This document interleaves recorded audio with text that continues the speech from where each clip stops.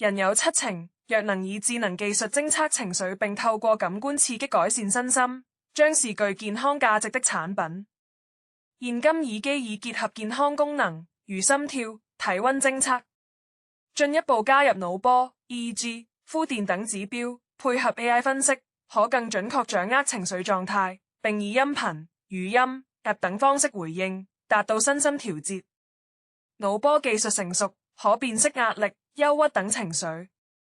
市面已有 EEG 耳機，能根據偵測結果播放療癒音樂，並提供語言建議。未來可整合更多感測器，如 ECG、膚電等，透過 AI 分析健康狀況，並以音頻、震動、視覺、香氣、光療等方式回應，甚至利用腦場改變環境能量。耳機可配感測器，根據用者狀態播放音樂進行音頻治療，並透過 App 自選方案，成為具娛樂與健康價值的產品。音頻治療在西方已普及，如麥倫音、頌缽等。震動療法 Vibroacoustic 透過低頻聲音與震動刺激聽覺與觸覺神經，提升療效。除聽覺與觸覺外，視覺與嗅覺也可用於身心調節。